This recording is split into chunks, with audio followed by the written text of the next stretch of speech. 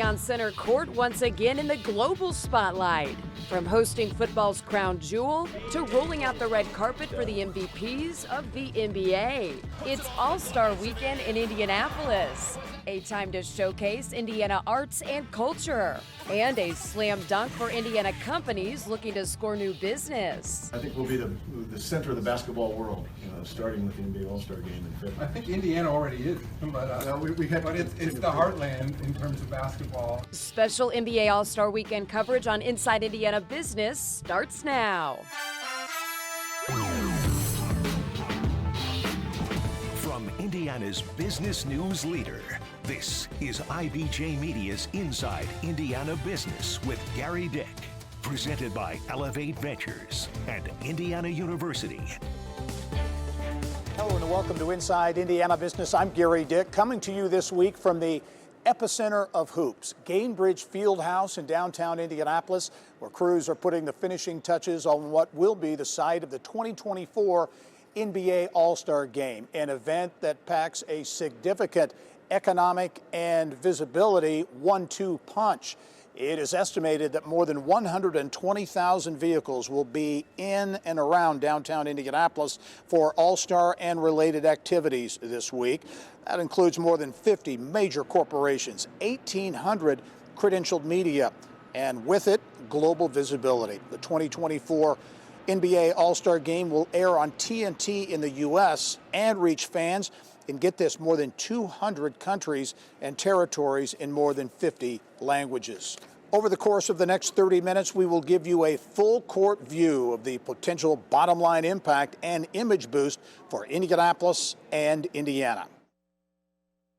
And joining me now as we tip off our special All-Star coverage is Pacers owner and alternate governor Steve Simon. Steve, thanks for taking the time on a busy week. After, 7 years or so, it's finally here. We've been, we've advanced planned this thing for sure. Right. Yeah, no, thank you. The unique nature, you and I were speaking just a few moments ago, Indy has hosted so many big-time events, but in many ways, this is, in terms of size and scale, on an international basis, one of the biggest. I mean, I think it is. This is a global event coming to our amazing town and area, and there's 200 plus countries and 60 different languages, and I think 1,600 members of the media, a lot of them obviously international and global. So we have the world's attention, and we're excited about it. What does it mean? I know for the city, the state, the franchise means a lot to host this event. What does it mean to the Simon family to host this game? I think it's, we're honored. It's special. I know it's special for Herb and the entire family, and we couldn't be more excited, more proud, and just pleased to be a part of it. You look at the corporate presence here for NBA All-Star Weekend, it's significant. Dozens of very high-profile companies, site selection consultants, and others are in town.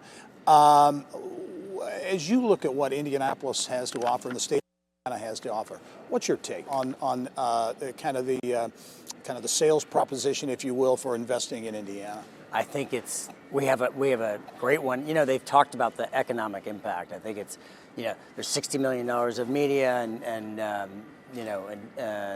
$260 million of sort of direct economic impact. But when people come, which we've done big events for a long time, people come and see our world-class amenities and facilities, our walkable city, all this, cultural reinventation and food, and we wrap that around with our Hoosier hospitality. This $320 million impact, you really got to look at the ROI in 5 years, because I think new partnerships, new relationships, new, developments, new, corporate business, new talent is going to come over time after this event to our city and state. And we're strategic in that. A lot of people, really thought that, this would be a way to continue to build our equity, our vitality, our economic prospects.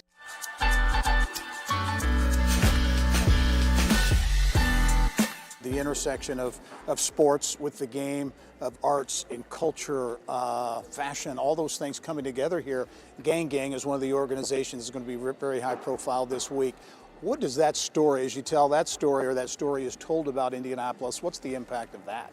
Well, we're thrilled that Alan and Molly and Gang are, helping us and helping a lot of people in the city to really develop this cultural, creative equity. And, so we're activating Washington Street. We have all kinds of stuff. We have public art, we have installations, we have fashion, right? The NBA is like, we have global brands, it's a global league. And so the basketball interfuses with fashion and art and food and culture and music. And it's just, as Alan said on your great interview, which I listened to part of this morning, like that is an incredible fabric of beauty and vitality for a city that, with partners like Gang and ways we can do that on our own, want to bring out, and celebrate this diverse, artistic and cultural scene we have in Indianapolis. And that ball loose, running is Halliburton. Got it from Siakam, and he pounds it down. Before I let you go, I've got to ask you about the franchise. A lot of excitement around this Pacer team, made some moves. Your take on the state of the franchise right now? Wow, we're very, very excited. As I look at Tyrese, like we got an incredible young team, and we couldn't be happier. We're winning. The fans are engaged. We got a bright future.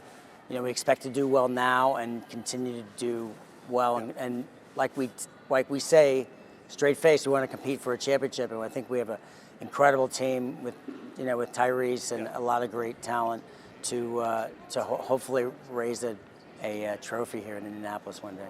That would be satisfying. A lot of people looking forward to that as well. Steve Simon, thank you, Gerry. As always, thank you very much. Pleasure. Big week. Thanks for taking the time. Thank you. Take care. Well, here's a formidable lineup for you. Raines, Miser, and Park, the all-female leadership team behind the $360 million renovation here at Gainbridge Fieldhouse. Mel Raines, Lori Miser, and Melody Park, key drivers in the 3-year transformation here, turning this building into the Fieldhouse of the future. It was the second largest renovation in NBA history, only behind Madison Square Garden. Raines says part of the challenge in the makeover, balancing creating a state-of-the-art venue and keeping the building's historic Fieldhouse feel. We always wanted to keep the soul of the Fieldhouse, that spirit that everybody loved.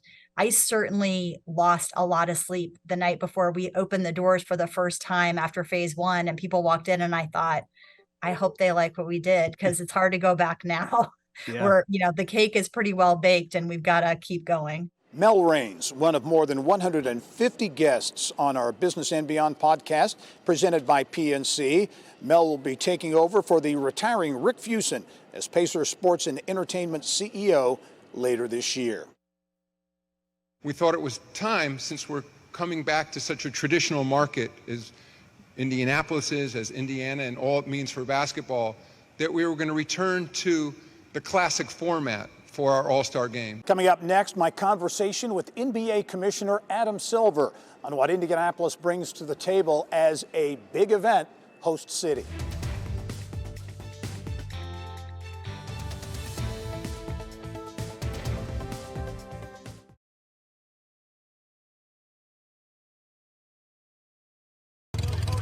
Here's an image you just can't unsee. Larry Bird driving an Indy car through the streets of downtown Manhattan to deliver Indy's All-Star bid back in 2017. Well, it is hard to believe that was 7 years ago when Larry Bird maneuvered an Indy car through the streets of downtown Manhattan to deliver Indy's All-Star bid to the NBA. That was for the 2021 game. But the pandemic hit, forcing Indianapolis to wait 3 years to roll out the red carpet and once again flex its muscle as one of the nation's premier big event cities.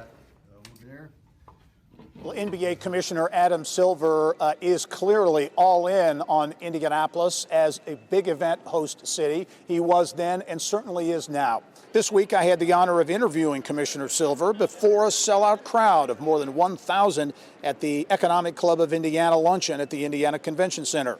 Backstage before the event, I asked him about Indy's secret sauce as a host city. I think what makes Indianapolis so special is the way people work together here. I mean, I know you happen to have a Republican governor and Democratic mayor, but I've been working with the city for a long time, so I don't think it would have mattered what the party affiliation is. people have a sense of purpose here. I think that the city, frankly, reflects Midwest values, American values. Sports is fundamental to that, and in basketball in particular, we think of this as the heartland of the sport. So I think all those things that come together with wonderful hospitality, and when there's a big event in town, everybody chips in. Final question, and that's kind of a book. It was about 40 years ago that Indy hosted its first NBA All-Star game. Fast forward to today, as you look at the league, what this event has become, it's exponentially enlarged. I'll begin by what hasn't changed. Herb Simon was the owner, and Rick Fuson was overseeing All-Star. And here these guys are, essentially 40 years later, both still at their jobs, which is quite remarkable, and that says a lot about the league. In terms of the growth, though, I think while maintaining those same fundamental values, we've become increasingly global. And I think that's become our focus. David Stern had that vision. Now this All-Star game, these festivities, will be distributed in 215 countries and territories, which is just remarkable. Well, another storyline and an important part of what could be a big payoff for hosting the NBA All-Star Game, the opportunity to sell the city and the state to big corporations that will have a presence here in Indianapolis this week. Companies like Google, Nike, Under Armour, Gatorade, AT&T, American Express, just some of the dozens of major corporations with a presence in Indianapolis this week. It's a fact that's not lost on the Indiana Economic Development Corporation, which is investing money to promote the state and also entertain some of these corporate VIPs. Indiana Secretary of Commerce David Rosenberg joins me now from Gainbridge Fieldhouse with more. And Secretary Rosenberg, this would seem to be kind of a target-rich environment, if you will, in terms of corporate site selection consultants that are here for the game. What does that mean for selling the state? The NBA All-Star Game is truly an international event, and we are selling Indiana to the world. We'll have 125,000 people here in the city, but we'll also have millions upon millions watching worldwide. We continue to attract record foreign direct investment, and the All-Star Game is the perfect opportunity to show why Indiana is a global leader. 2 years ago, we moved from a transactional organization to a strategic one, meaning we wanted to go get the economy we wanted, not just see who called us and said they wanted to come here. And we're worried about what's happening in 20 or 30 years for the state, not just the next 2 to 3. So we're focused on these economies of the future, really high-paying jobs that will drive our economy for decades to come. And so semiconductors, AI, EV battery, data centers, bio-life science, ag tech, and others, those are bringing the high-wage jobs, those true careers that can put more money in Hoosier pockets and create that generational change we want. Coming off a record year for economic development in the state, as you look at 2024 and the pipeline, how would you assess this first quarter and also the remainder of 2024? Absolutely. 2023 was a record year, $28.7 billion in committed CapEx, over $50 billion in the last 2 years. And again, high-wage jobs, over $75,000 annual average salary for the deals we invest in. But 2024 is on pace to even exceed those numbers, and we're really excited about that. Again, leaning into these economies of the future. The pipeline is at robust and at historic numbers, and so using these events like the All-Star Game to really lean into that and sell the state on an international stage to get those companies to come here. David Rosenberg, Indiana Secretary of Commerce, thanks for joining us. Great to see you, Gary. Thank you. Well, coming up next, nothing says welcome to the cradle of basketball more than a full court in the middle of a busy airport. How Indianapolis International is turning visitors' heads during All-Star Weekend while continuing to rack up big passenger numbers. That's when we return.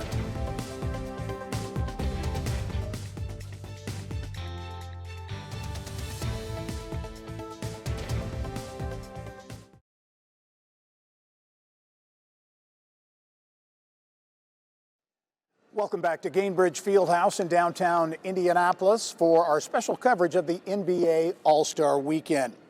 Well, imagine arriving to hop on a flight or just getting off one and rolling straight on to a basketball court. Well, if you're traveling through Indianapolis International Airport, that's exactly what you're going to experience. A full-size basketball court featuring 2 hoops and the NBA All-Star logo. Only in Indiana, right? Well, as always, Indianapolis International serves as the front door for our city and state.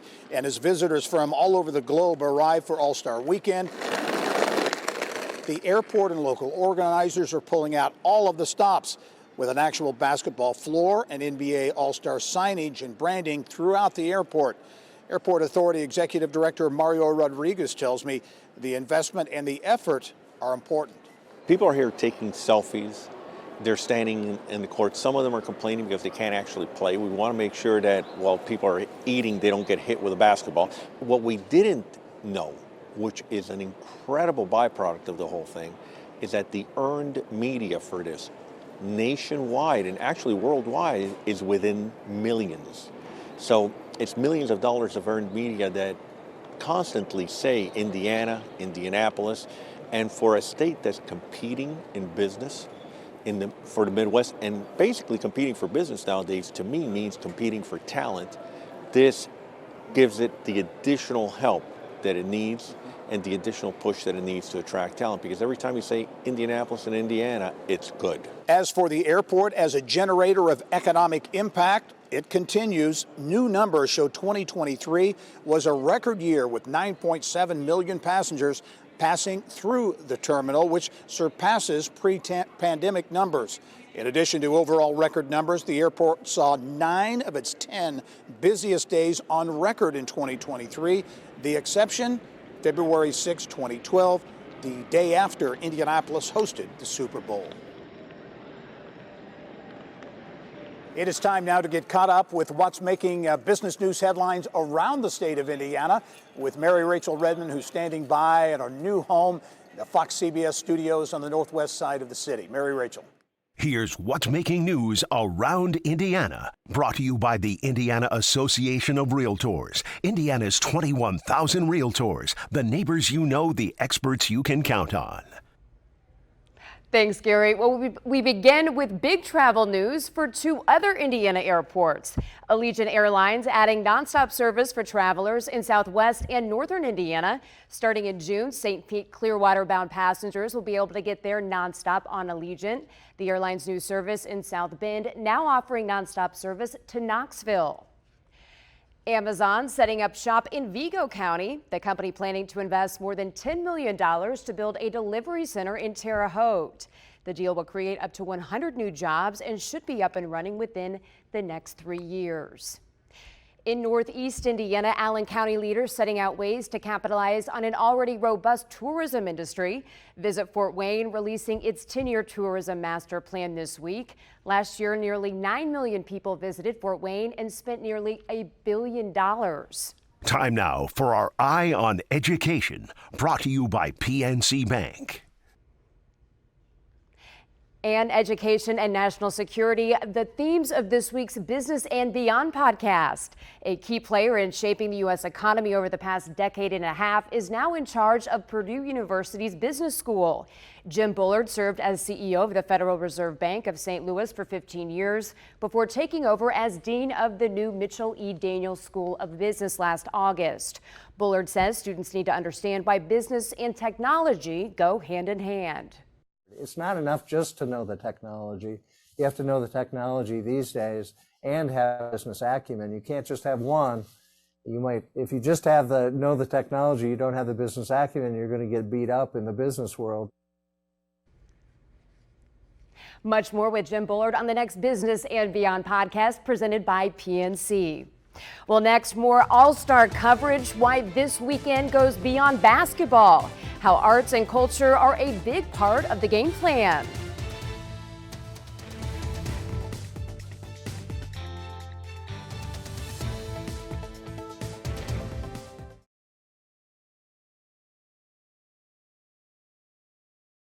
The 35th annual NBA All-Star Game. It's been nearly 40 years since the NBA's cream of the crop played an All-Star game in Indianapolis. The 6'6" rookie from the Chicago Bulls, number 23. It was Jordan's first, one of the last for Kareem, and a homecoming for Larry Bird. The 1985 game played in front of more than 43,000 fans at what was then the Hoosier Dome. Hosting NBA All-Star Weekend, another feather in the cap for Indianapolis and a chance for the city to showcase its robust arts and culture scene. Downtown Indy celebrating the NBA by transforming into a mecca of creativity, from music to food to fashion to arts and entertainment. It's a first for an NBA All-Star host city.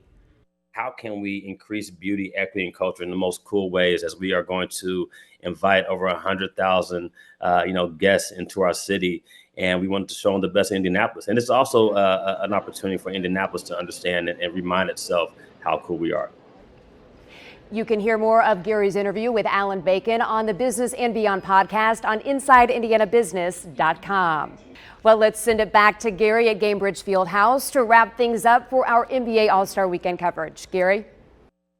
Well, that's all the time we have for this week's show from Gainbridge Fieldhouse in downtown Indianapolis, as Indy and the state of Indiana get set to host yet another big-time event, the 2024 NBA All-Star Weekend. And as we leave you this week, we will show you some images, some sights and sounds from a few of the very cool offerings popping up all over downtown Indy for All-Star Weekend. I'm Gerry Dick. Thanks for joining us. Go out and make it a successful week.